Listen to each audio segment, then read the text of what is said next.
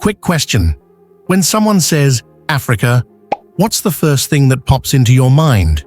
Maybe a safari jeep bouncing over dusty roads, a lion yawning like it pays rent there, or that one documentary where David Attenborough whispers like he's afraid the animals will invoice him for noise. And if you're a Marvel fan, sure, Wakanda, shiny suits, and vibranium that Apple probably wishes was real. But here's the curveball hitting you right between the eyebrows. Africa has millions of white Africans. Yep, not tourists, not misplaced Europeans who missed their flight home. Real Africans whose grandparents lived, worked, farmed, and built lives on this continent long before Wi-Fi, TikTok, or your favorite conspiracy theories. Today, we're counting down the 11 African countries with the highest white populations. And trust me, some of these numbers will shock you harder than discovering your Uber driver has 6 side hustles and a podcast. Let's dive in. Number 11, Tanzania. Home of Mount Kilimanjaro, the Serengeti, and about 10,000 white residents who are way more integrated than any safari brochure admits. British, German, Greek, even Indian Europeans. This mix isn't just lounging on beaches in Zanzibar, eating grilled prawns like influencers. Nope, they're in tourism, real estate, education, conservation, and basically every industry where a lion might casually wander past your meeting. Their hotspots? Dar es Salaam, Moshi, and especially Arusha, a place so full of adventurers, conservationists, and safari fanatics that even the giraffes probably have LinkedIn pages. Some families have been Tanzanian for generations, blending so deeply into the culture you wouldn't guess their ancestors arrived with colonial-era maps and questionable fashion choices. But Tanzania is just the warm-up act. Let's slide over to a tiny kingdom where the white population is small, but built like a heavyweight. Number 10, Eswatini. Formerly Swaziland, currently home to around 11,000 white residents, most with roots in South Africa or Britain. And they didn't come to sit still. They're running major sectors of the economy. Agriculture, especially the sugar industry, tourism, retail, manufacturing, and anything else that requires grit and a business plan. Mbabane and Manzini are their base camps, and many of them move between Eswatini and South Africa like it's a coffee run. Their presence is small but mighty, contributing heavily to the country's farming and production systems. But if you think sugarcane fields and dual citizenship are impressive, wait till you hear about the next country, where white settlers didn't just leave footprints in the economy, they helped build entire regions from the ground up. Number 9, Zambia. Formerly Northern Rhodesia, Zambia has around 15,000 white residents, mainly British descendants mixed with some South African influence. But these aren't your basic expats on safari sabbaticals. These are engineers, farm owners, technicians, entrepreneurs, educators, and mining specialists who treat the Copperbelt like their natural habitat. Their main hubs, Lusaka and the Copperbelt region, where agriculture, mining, and large-scale commercial farms still carry fingerprints from generations of white Zambians. Despite major political changes since independence, many stayed, adapted, and remained pillars of crucial industries. But Zambia is just the appetizer, the starter pack of white African influence. The next stop? A country where cattle ranchers, diamonds, and multi-generation settlers take everything up a notch. Number 8, Botswana.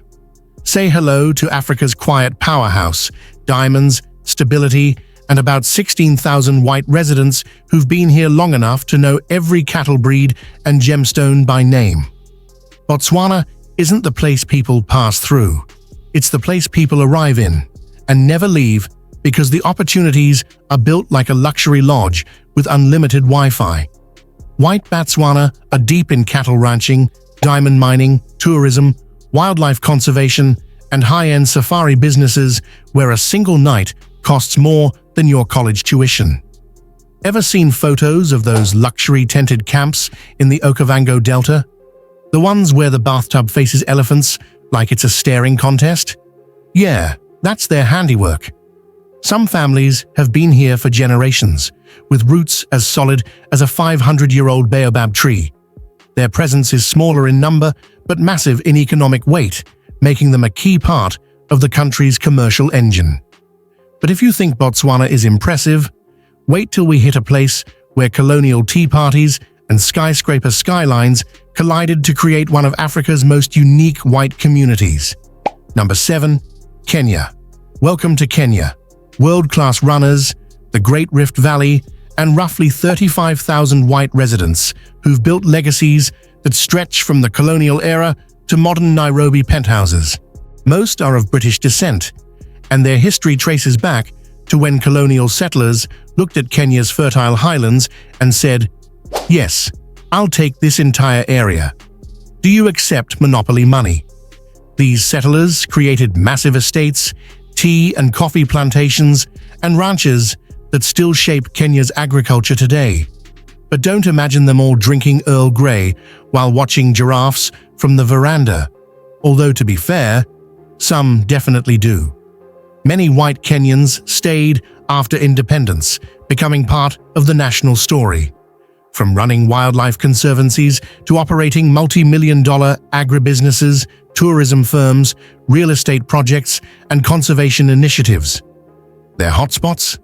Nairobi, Naivasha, Nakuru, and Laikipia, areas dotted with large farms, private ranches, and safari estates straight out of a Netflix drama. And their influence still felt heavily in agriculture, tourism, conservation, and cultural heritage.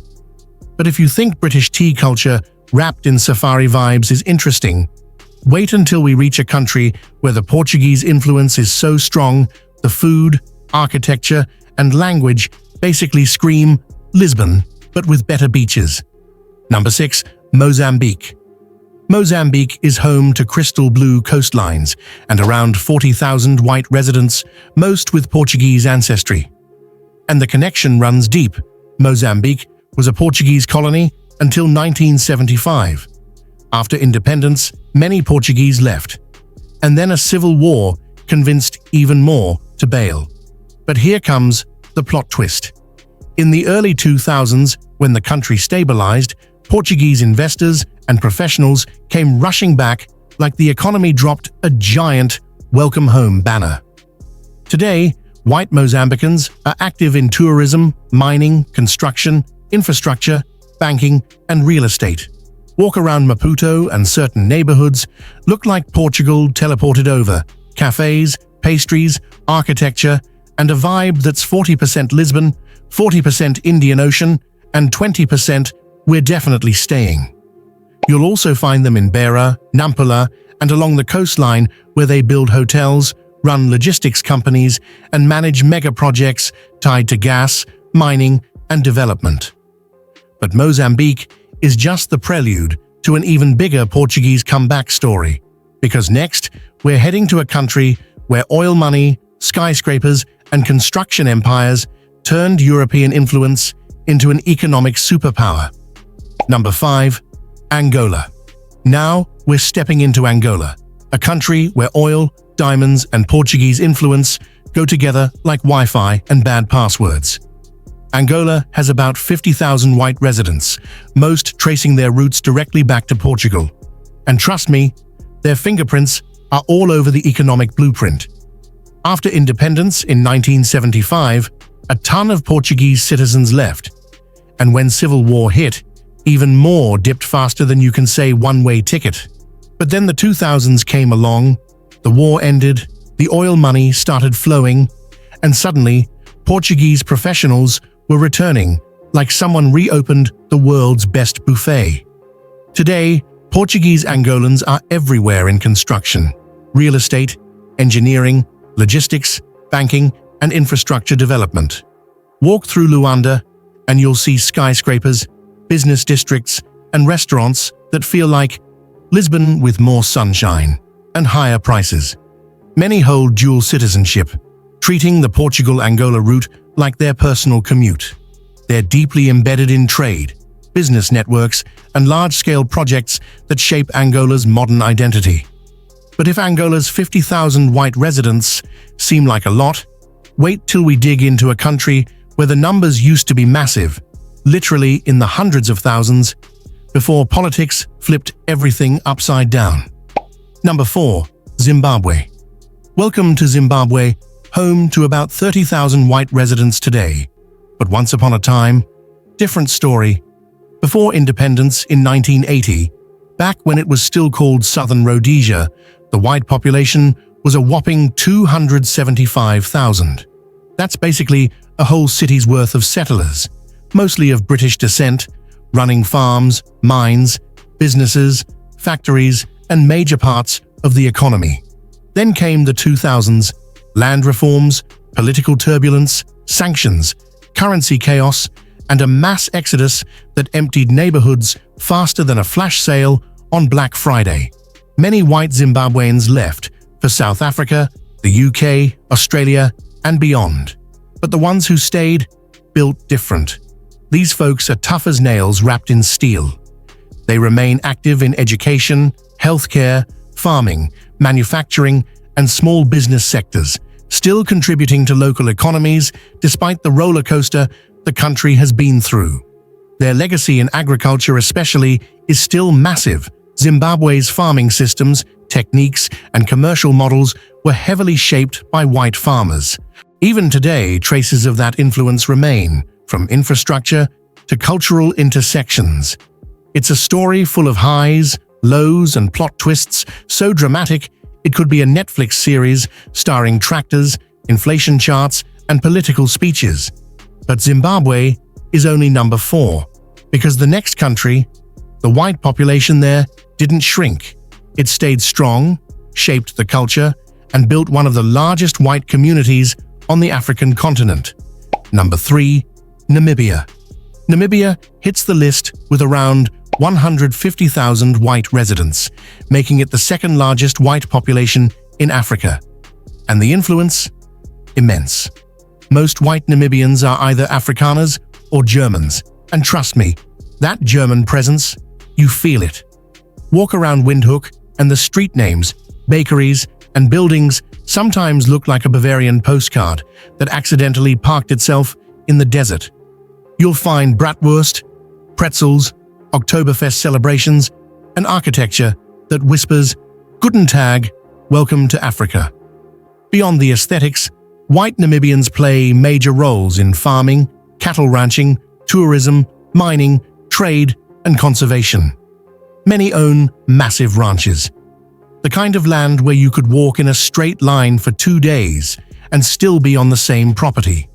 They also run high-end safari lodges that attract tourists from everywhere. Their cultural imprint runs deep.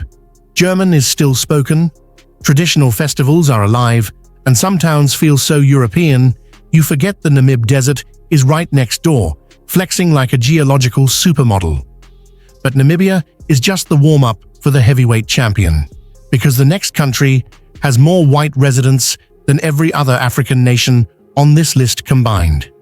Number 2. South Africa. The uncontested, undefeated champion with around 5 million white residents. By far, the largest white population on the entire continent. That's roughly 8% of the country, which means if you walk through a mall in Cape Town, you might forget which hemisphere you're standing in. South Africa's white community is incredibly diverse.